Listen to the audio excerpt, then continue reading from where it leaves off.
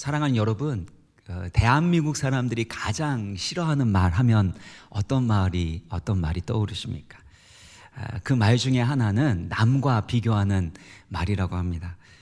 옆집 그 아이는 게임도 잘 안 하고 공부도 잘하는데 너는 왜 그러니? 누구는 살 빠졌는데 예뻐졌더라. 근데 걔는 또 직장도 좋은 데 다녔다며 너는 어떻게 하고 있냐? 뭐 이렇게 비교하는 말을 듣는 것은 참 사실 싫은 이야기죠.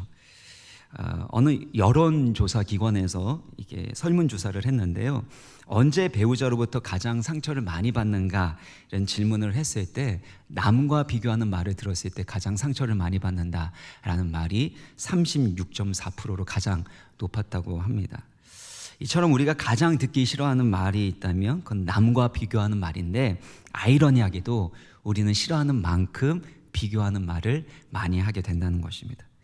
왜 그렇게 비교하는 말을 많이 할까? 또 의도치 않게 나도 모르게 툭 하면서 비교하는 말이 나오는 이유가 있다면 그것은 상대방이 좀 달라지고 변화되고 성장하기를 바라는 그런 마음 때문일 것입니다. 어떤 운동을 이렇게 배우게 될 때 코치가 좋은 자세 또 좋은 기술이 무엇인지를 알려주고 또 보여줍니다. 그러면 그것이 기준이 되는 겁니다. 그 기준에 따라서 이제는 열심히 연습하고 그것을 내 것으로 만들게 되면 성장이 일어나게 됩니다. 비교를 통해서 나에게 부족한 것이 무엇인지를 깨닫게 되고 또 그것을 통해서 성장과 발전의 기회로 삼을 수 있게 된다는 겁니다. 그런데 동시에 비교라는 것은 우리가 잘 알듯이 부정적인 영향과 상처를 주게 된다는 것입니다. 비교하는 가정 환경에서 자라난 사람들이 대체적으로 자존감이 낮고 그 다음에 자신감이 없는 것을 이렇게 발견하게 되었다고 합니다. 뭔가를 성취하고 성공했음에도 불구하고 여전히 그 마음 가운데는 불안함이 있고 열등감이 있다고 합니다. 뭔가를 성취했지만 계속해서 남들보다 더 잘해야 되고 더 좋은 성과를 이루어야 하기 때문에 늘 불안하고 늘 열등감이 생겼다라는 것입니다. 어떤 목사님께서 이런 고백을 하시는 것을 제가 들었습니다. 저에게 장애가 있는 것이 제가 생활하는데 불편함을 주었을 뿐 저에게 불행의 이유는 되지 않았습니다. 그런데 남들과 비교하니까 불편함으로 여겨졌던 장애가 이제는 불행의 이유가 되어져 버렸습니다. 이처럼 비교의식은 우리의 마음을 병들게 하고 불행하게 만들기가 참으로 쉽습니다. 오늘 본문에 등장하는 베드로 역시 실패감과 죄책감 가운데 인생의 깊고 어두운 밑바닥으로 추락해버렸습니다. 그가 떨어지고 추락한 만큼 하나님의 사랑, 예수님의 사랑과 용서를 깊이 있게 경험하게 됐고 회복되었습니다. 그리고 회복되어서 19절의 말씀처럼 예수님을 따라가게 됩니다. 제자의 길, 사명의 길을 걷게 된 겁니다. 근데 이렇게 따라가다 보니까 20절을 보시면 베드로가 돌이켜서 예수께서 사랑하시는 그 제자가 따르는 것을 보게 되었습니다. 예수님께서 사랑하시는 제자는 요한입니다. 그 요한이 예수님을 따르는 걸 보면서 예수님께 질문을 하는데요. 21절 보면 예수님, 주님, 이 사람은 어떻게 되겠습니까? 사실 이렇게 질문하는 것은 사실 동역자에 대한 관심이기도 합니다. 회사에서 만약에 인사 발표를 하게 되었을 때 나의 직무, 나의 직임에만 관심 있는 사람은 아무도 없을 것입니다. 다른 직장 동료들의 직무나 직위에 대해서도 당연히 관심을 갖게 되는 겁니다. 그러니까 베드로가 동료 요한에 대해서 어떤 일을 하게 될 거고 그의 인생의 결말이 어떻게 될지 물어보는 것은 어쩌면 너무나도 당연한 일입니다. 근데 예수님의 답변이 무엇입니까? 22절 보면요. 내게 무슨 상관이냐? 너는 나를 따르라. 너랑 무슨 상관인데 너는 나를 따르기만 하면 돼 라고 아주 단호하게 말씀하시는 것을 볼 수가 있습니다. 왜 그렇게 말씀하셨을까요? 베드로 겉으로는 드러나지 않았지만 베드로 마음속에 감춰져 있는 비교의식과 경쟁의식 때문이었습니다. 그도 그럴 것이 요한은 예수님의 사랑받는 자였습니다. 그 마지막 만찬할 때 예수님 품에 기대해서 예수님께 대화를 하고 예수님께 질문했던 사람이 바로 요한이었습니다. 예수님께서 특별히 이 12제자 중에 3명을 데리고서 변화산에도 가시고 이렇게 갈 때가 있으셨습니다. 그때 이 3명이 누구였냐면 베드로, 야고보, 요한이었습니다. 근데 특별히 요한은 예수님의 사랑을 받고 있었고, 또 이 야고보와 요한의 어머니는 예수님의 사역을 물질적으로 여러모로 후원했던 사람이었습니다. 경제적으로도 이렇게 부유했었던 사람이었고, 또 이 요한의 어머니는 상류층에 있는 여인들과 관계가 있었습니다. 그래서 이 요한이 예수님이 잡히신 그 가야바 궁전으로 이렇게 들어가게 될 때 문지기가 있었거든요. 근데 요한은 그냥 통과시켜 줬습니다. 문지기하고 그 어머니 그 가문하고 어느 정도 알고 있었기 때문입니다. 근데 베드로도 같이 들어가려고 했는데 문지기가 막아서게 됐고, 그래서 요한이 말해줘서 같이 들어갈 수 있게 됐습니다. 그러니까 베드로에게 있어서 요한은 엄친아, 엄마 친구 아들 엄친아였으니까 비교가 안 될 수가 없는 거죠. 특별히 예수님께서 십자가에 달리셨을 때 베드로는 3번이나 예수님을 모른다고 부인을 했습니다. 그리고 도망가서 숨어 있었는데 요한은 예수님의 십자가 밑에서 끝까지 예수님의 죽음을 목격했습니다. 그리고 예수님께서 예수님의 어머니였던 마리아를 이렇게 돌봐줄 사람이 필요하잖아요. 그것을 부탁한 사람이 누구였냐 하면 바로 요한이었습니다. 그러니까 베드로 입장에서는 늘 요한이 신경이 쓰이고 또 요한과 비교하는 마음이 생기지 않을 수가 없었던 거고, 그래서 요한이 어떻게 될지를 질문하게 된 것입니다. 여기에서 우리가 알 수 있는 비교의 특성이 있는데요, 그거는 비교는 나와 가까운 사람, 나와 관련된 어떤 분야나 직종에 있는 사람과 비교하게 된다는 겁니다. 여러분이 어떤 재물을 이렇게 좀 더 많이 갖고 싶은데, 재산을 더 늘리고 싶은데 그 비교하는 대상을 빌 게이츠나 아니면 빌 사만이나 이런 사람하고 비교하지 않죠. 나하고는 너무나도 동떨어져 있는 사람이고 너무나도 큰 부자이기 때문에 나하고는 별로 관련성이 없기 때문에 비교하지 않게 됩니다. 근데 가까이 있는 직장 동료나 아니면 옆집 이웃이 그렇게 승진했거나 연봉이 올랐거나 아니면 집을 샀거나 아니면 갑자기 좋은 차를 끌고 다니게 되면 그러면 마음이 달라집니다. 그래서 옛 속담에 누가 땅을 사면 배가 아프죠? 사촌입니다. 가까이 있는 사람, 나랑 관련되어 있는 사람이 그렇게 이익을 얻게 되면, 잘 되면, 그러면 비교할 뿐만 아니라 질투하는 마음이 생긴다는 것입니다. 목사인 저는 어떨까요? 삼성 같은 아니면 어떤 기업의 사장, 그런 분들하고 제가 비교를 할까요? 저는 그런 분들하고 전혀 비교하지 않습니다. 저는 저와 같이 같은 업종에 계시는 우리 목사님들하고 비교하게 되는 겁니다. 저분들은 어떻게 저렇게 목회를 잘하실까? 어떻게 저렇게 사역을 잘하실까? 그걸 보면서 비교하면서 그 비교를 통해서 사실은 배우게 되고 성장하게 되었습니다. 근데 때로는 내가 그와 같은 사역을 할 수 없다면, 그렇게 설교할 수 없다면 나는 설교하면 안 되는가 보다라는 마음 가운데 좌절감을 줄 때도 있었다라는 것입니다. 두 번째는요, 비교가 교만의 원인이 된다라는 것입니다. 베드로와 요한이 계속해서, 또 제자들이 계속해서 다투고 싸우는 장면을 볼 수 있는데, 누가복음 22장 24절입니다. 이게 보면 또 그들 사이에 그중 누가 크냐 하는 다툼이 난지라. 여기서 또라 그랬죠. 그럼 뭐죠? 이전에도 계속해서 이 주제로 다투었다라는 겁니다. 근데 주제가 뭐예요? 누가 더 크냐, 누가 더 높은 자리에 앉을 것이냐, 이걸 가지고 싸웠다라는 것입니다. 특별히 누가복음 22장은 어떤 배경이었냐면요, 예수님께서 우리 죄를 대신하여 자신의 살을 찢기시고 그리고 피를 흘려서 십자가에 죽으실 것을 상징하는 이 포도주와 빵, 이것을 사실 함께 나눴었던 주의 만찬 이후에 일어났었던 일입니다. 예수님은 우리를 위하여 희생하시겠다고 말씀합니다. 십자가에서 우리를 위하여 죽으실 것이라고 말씀하고 있습니다. 그런데 우리는 누가 더 크냐라고 계속해서 싸워 나가게 된다라는 겁니다. 이게 인간의 근본적인 본성이고 더 높아지려고 하는 교만의 특징인 것입니다. C.S. 루이스가 교만의 특성이 비교하는 마음인 것을 통찰력 있게 그렇게 설명을 했는데요. 여기 보시면 교만은 본질적으로 경쟁적이라는 겁니다. 교만은 단순히 무언가를 갖는데 만족하지 못하고 얼만큼 더 가져야 돼요? 옆 사람보다 더 가져야 된다는 겁니다. 우리는 사람들이 돈 많고 똑똑하고 잘생긴 것을 뽐낸다고 말하지만 사실은 그렇지 않습니다. 그들은 남보다 더 돈이 많고 더 똑똑하고 더 잘생긴 것을 뽐내는 것입니다. 여러분을 교만하게 만드는 것은 남과의 비교입니다. 아무리 겸손한 것 같이 보일지라도 내 안에 누군가 마음 가운데 다른 사람과 비교해서 다른 사람보다 더 똑똑해지고 싶고 다른 사람보다 더 성공하고 싶고 다른 사람보다 더 잘나고 싶은 마음이 있다면 그 비교하는 마음이 바로 교만의 본질이라는 것입니다.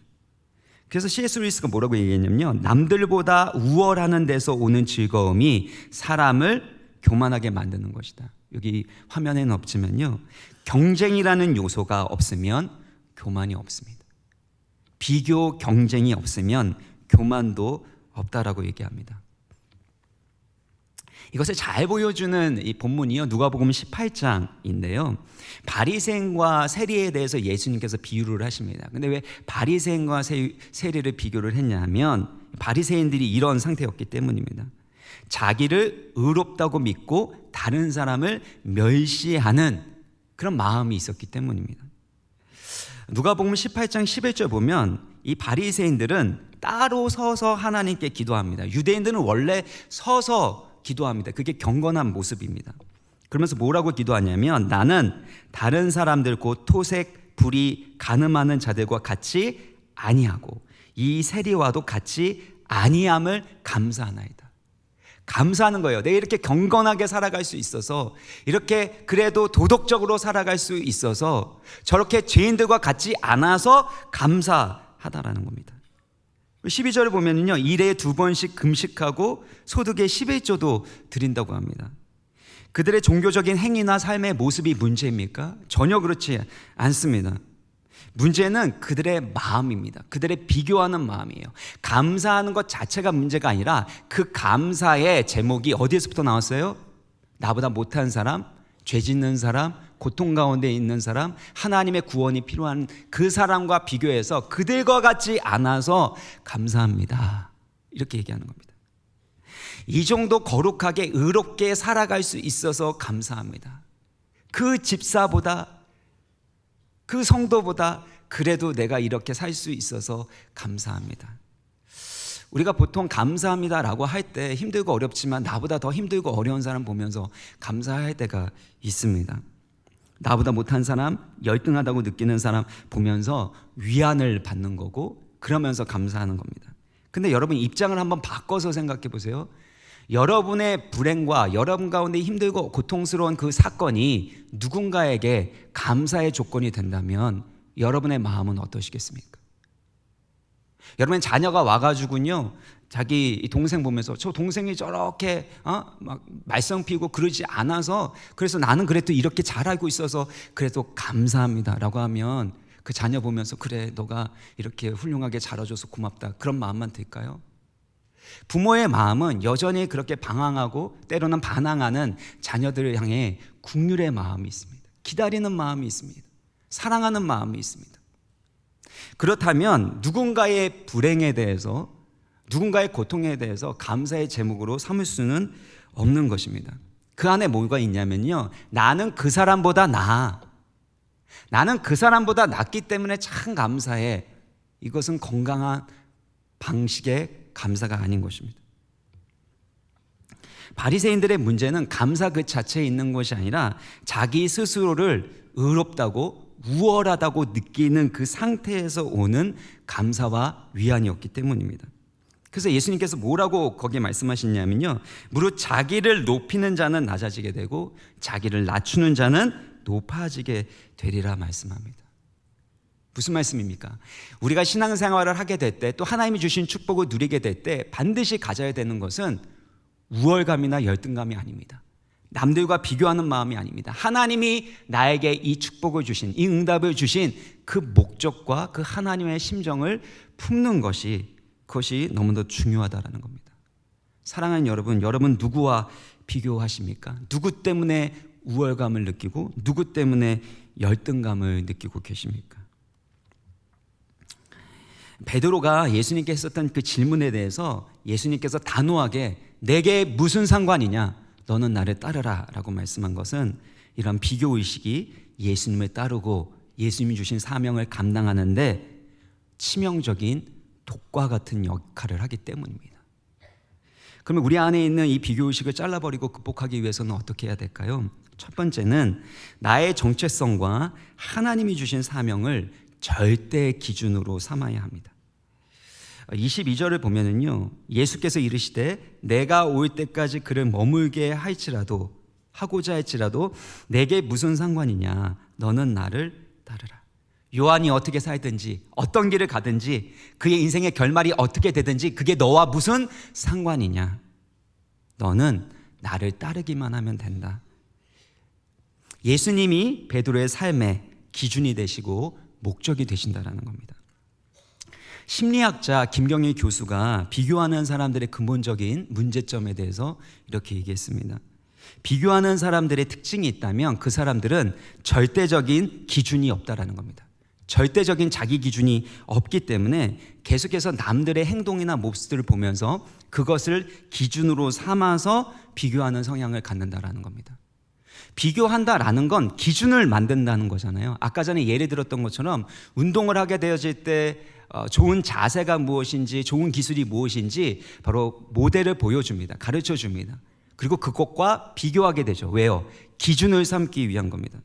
그러니까 여러분이 누군가와 비교한다면, 아니면 누군가와 비교하는 말을 한다라는 것은 여러분이 기준점을 바꾼다라는 것입니다.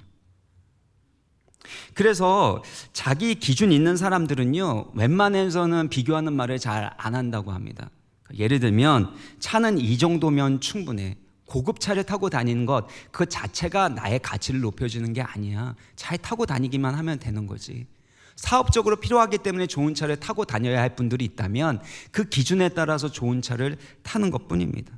월급도 더 많이 가지면 가질수록 옆집 그 사람보다, 아니면 내가 있는 그 누군가보다 더 많이 갖는 것이 기준이 아니라 이 정도면 충분하다라는 것, 그 기준이 있으면 비교하는 말을 하지 않는다는 겁니다. 여러분에게 있어서의 절대 기준은 무엇입니까? 우리의 절대 기준은 온 우주 만물을 창조하시고 우리를 하나님의 형상으로 지으신 하나님이 절대의 기준인 줄 믿습니다. 그리고 하나님의 말씀을 따라 살아가는 것, 그 하나님의 말씀이 절대 기준이 되어야 하는 것이에요. 그래서 하나님은 우리를 창조하셨을 때 그의 목적과 뜻을 따라서 만드셨어요. 잠언서 16장 4절을 우리 같이 한번 읽겠습니다. 시작. 여호와께서 온갖 것을 그 쓰임에 적당하게 지으셨나니 악인도 악한 날에 적당하게 하셨느니라. 하나님께서 모든 것을 만드실 때는 그 쓰임에 맞게끔, 그 목적에 맞게끔 만드셨다라는 것입니다. 특별히 하나님께서 우리를 만드실 때 시편 139편 14절 보면 우리 같이 한번 읽어볼까요? 시작.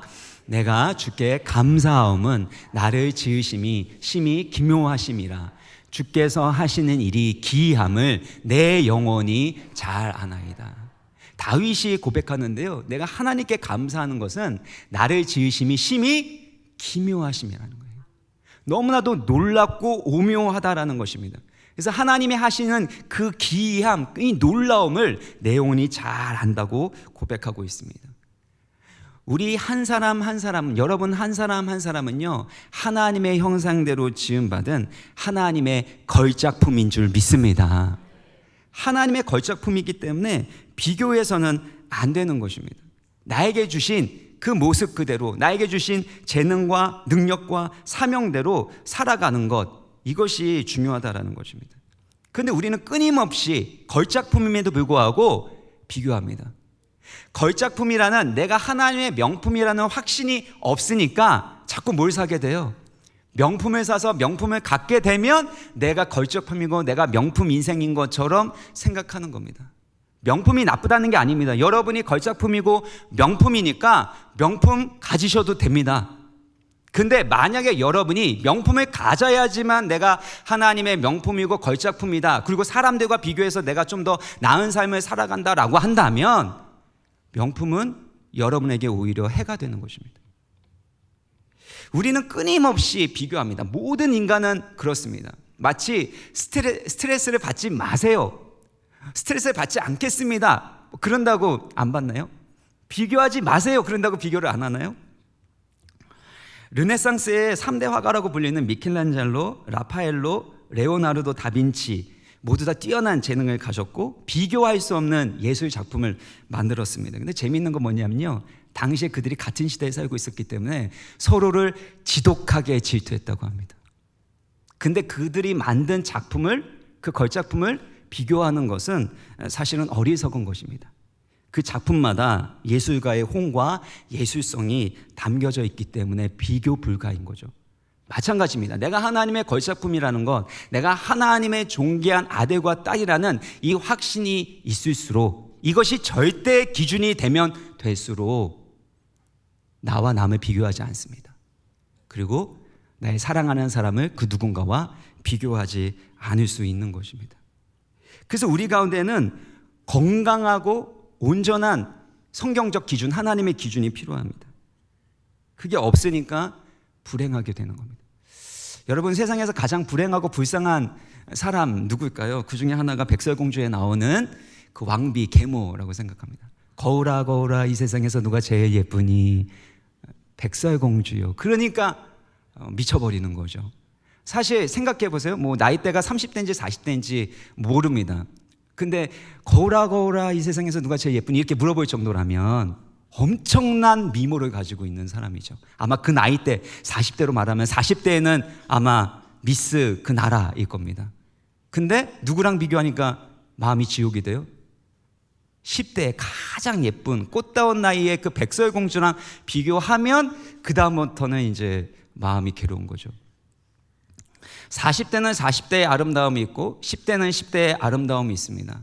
우리 사랑하는 우리 여성 성도 여러분, 거울 보면서 내가 10대는 이랬는데 20대는 이랬는데, 거울 보면서 내가 당신 때문에 이 고생하면서 이렇게 늙었다고, 애들 키우면서 이렇게 됐다고, 혹시 그런 마음 있습니까?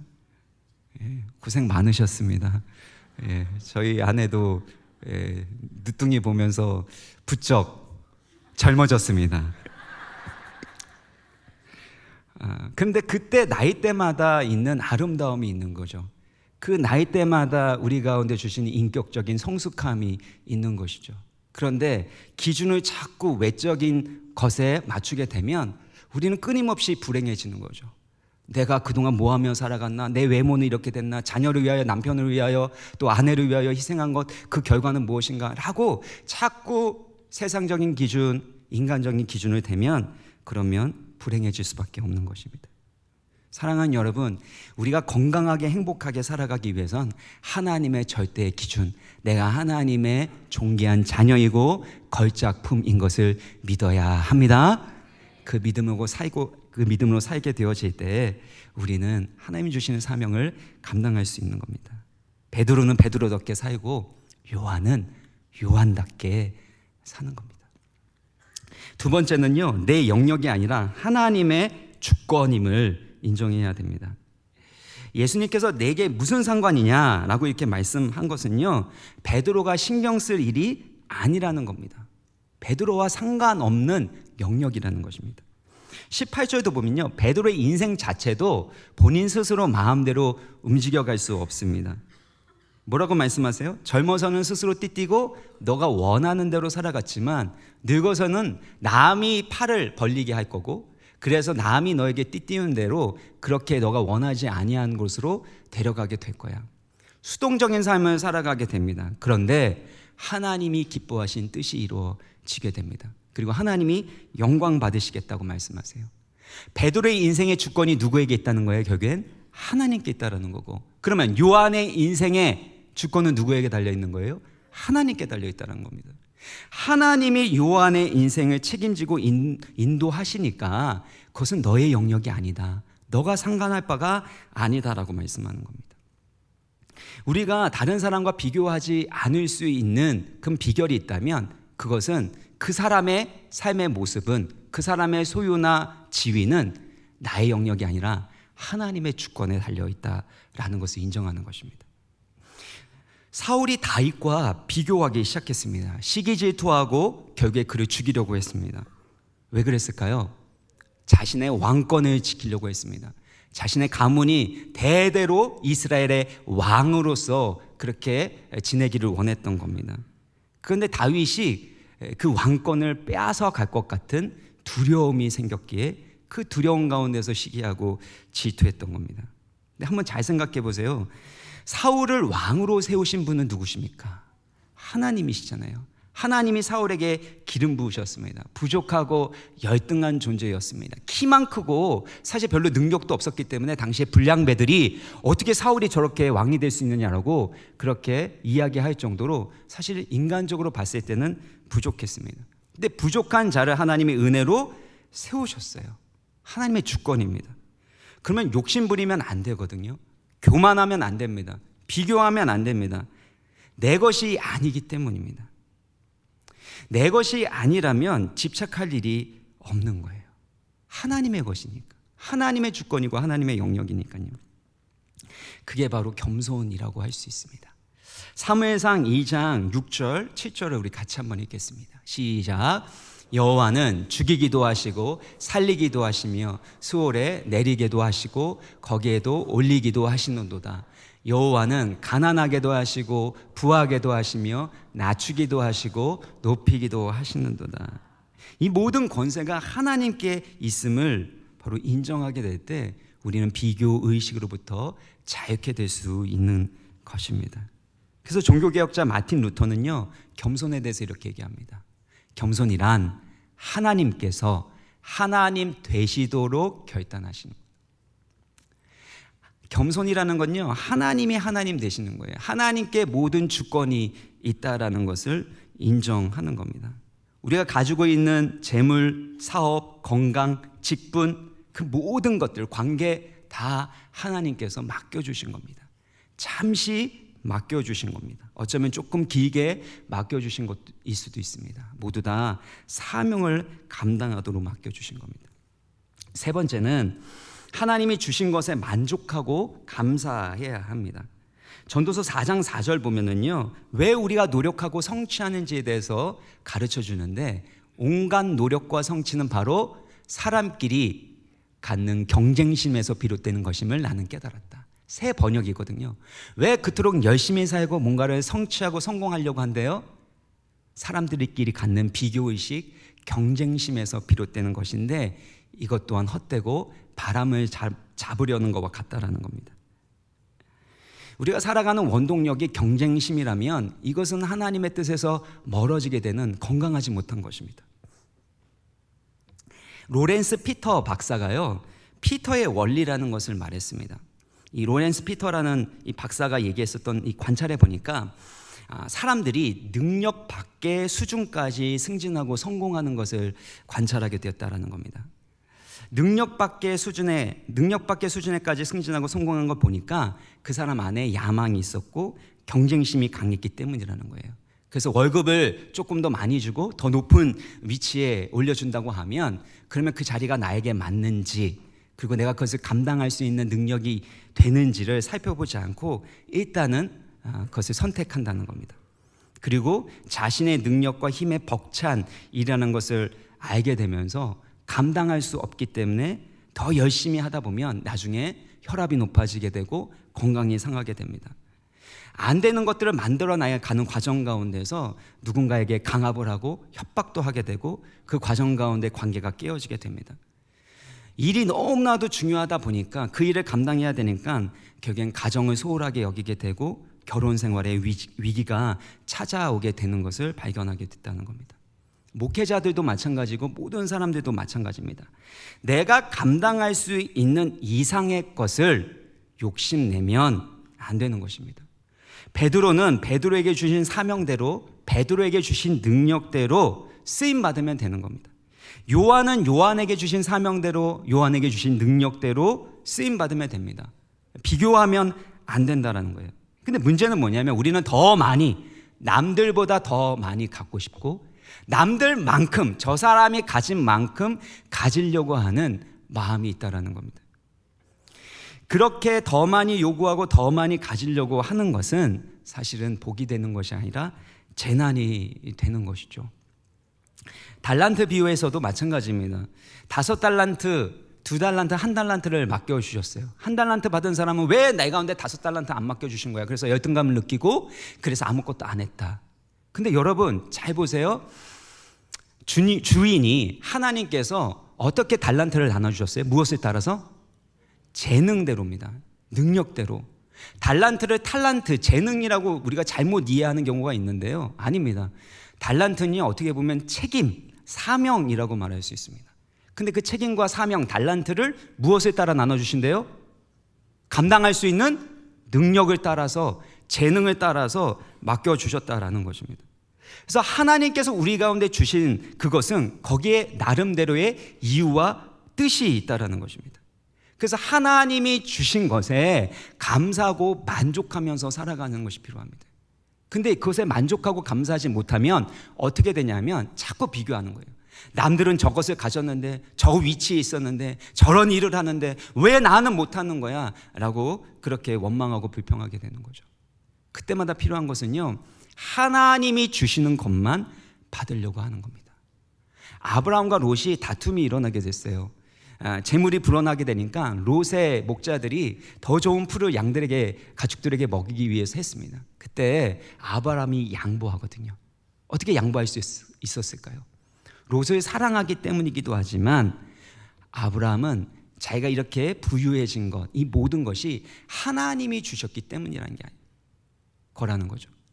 롯과의 경쟁에서, 그 경쟁에서 이겼기 때문에 그래서 이렇게 부유하게 되었다라는 것이 아니라 경쟁을 넘어서서 하나님이 나에게 주셨기 때문에 그렇게 양보할 수 있었던 겁니다. 우리 가운데 시기하고 질투하는 마음, 비교하는 마음이 있을 때마다 여러분 하나님의 주권을 인정하시고 하나님이 주신 것에 만족하고 감사하시기를 바랍니다. 감사는 비교하는 마음의 시기와 질투의 해독제가 되기 때문입니다. 그래서 저희가 지금 감사 캠페인을 하지 않습니까? 하루에 5가지 감사 제목을 가지고 또 3가지를 실천하라는 그 감사가 바로 우리의 사명 의식을 더욱 강하게 만들어줄 수 있습니다. 4번째는요, 예수님께서 걸으셨던 십자가의 길을 걸어가야 합니다. 19절을 보시면요, 이 말씀을 하시면 베드로가 어떠한 죽음으로 하나님께 영광을 돌릴 것을 가르치심이로라. 이 말씀을 하시고 베드로에게 이르시되 나를 따르라. 베드로가 십자가의 길을 걸어가게 될 것이고 그 십자가의 죽음을 통해서 하나님께 영광을 돌릴 것이다 라는 것을 들었음에도 불구하고 베드로는 어떻게 해요? 요한을 보면서 비교합니다. 우리의 모습도 마찬가지입니다. 예배 때, 은혜 받을 때, 그 다음에 하나님이 주신 것, 그 축복에 대해서 감사하다가도 다른 사람을 딱 보는 순간에 부러워지는 거죠. 또 비교하게 되면 더 많은 것을 구하게 되고 만족하지 못하게 되는 모습들이 우리 가운데도 있지 않습니까? 예수님만 바라보고 예수님 믿기 위해서 교회에 오셨는데 자꾸 교회에 있는 사람들 때문에 실망하게 되고 그래서 예수님을 안 믿는, 예수님으로부터 멀어지는 이들도 일어나게 됩니다. 그것은 자꾸 주변 사람을 바라보면서 기준이 잘못된 거예요. 우리가 교회에 오는 것은 종교 생활을 하기 위해서가 아니라 영원한 생명을 얻기 위한 것입니다. 하나님의 사랑받는 존귀한 아들과 딸답게 하나님이 주시는 그 복락을 누리고 사명을 감당하기 위한 것이죠. 근데 자꾸 주변을 바라보다 보면 그러면 기준이 사람이 되는 겁니다. 그러면 사람 때문에 힘을 얻었다가 사람 때문에 힘을 빼앗기게 되고 실망하게 되고 상처받게 되고 그때 원수가 틈타게 되면 우리의 삶의 기준이 되시고 생명과 구원이 되시는 예수님을 더 따라갈 수가 없는 겁니다. 그래서 우리는 날마다 십자가의 길을 걸어가야 되는 거예요. 나의 이런 잘못된 기준을 십자가에 못 박는 것입니다. 나의 욕심대로 나의 뜻대로 살아가려고 하는 그런 모든 것들을 십자가에 못 박는 겁니다. 나의 옛사람은 예수 그리스도와 함께 십자가에 못 박혔고 이제는 내 가운데 예수 그리스도께서 사시기에 그 예수 그리스도의 생명으로 살겠습니다. 예수 그리스도의 영이신 성령의 인도하심에 따라 예수 그리스도의 말씀으로 살겠습니다. 이게 바로 십자가의 길, 신앙의 길인 것입니다. 이 길을 걸어가는 건 사실 사랑의 길이죠. 예수님께서는 하늘의 영광과 보좌를 버리시고 가장 낮은 이 땅에 내려오셨습니다. 우리를 위하여 죽으시고 부활하신 거죠. 우리 인간은 끊임없이 남보다 높아지려고 하고 남보다 더 많이 가지려고 하지만 예수님은 우리 가운데 하나님의 자녀가 되는 권세, 하늘의 영광, 그 복락을 주시기 위해서 낮아지시고 섬기셨습니다. 그래서 십자가의 길을 걸어가는 자는 나의 만족과 나의 행복만을 위해서 살아가지 않습니다. 다른 사람과 비교해서 내가 더 잘난 삶, 내가 더 행복한 삶, 내가 더 인정받는 삶을 살아가는 것이 아니라 예수님의 십자가의 희생을 통해서 누군가가 살아났던 것처럼 나를 통해서 또 다른 사람들이 치유되게 하시고 살아나게 하여 주시고 주님을 따르는 사명자가 되게 하여 주옵소서. 이것이 우리의 삶의 목표가 되는 것입니다. 그러면 사랑하는 여러분, 무슨 일을 만나든지 간에 십자가의 길을 걸어가시길 바랍니다. 여러분을 사랑하셔서 자신의 생명까지 주실 만큼, 그만큼 사랑하시는 주님의 그 사랑과 은혜를 날마다 누리시고, 그래서 다른 사람하고 비교하지 않고 주님이 주신 사명의 길을 걸어가는 여러분의 삶이 되시기를 주의 이름으로 축원합니다.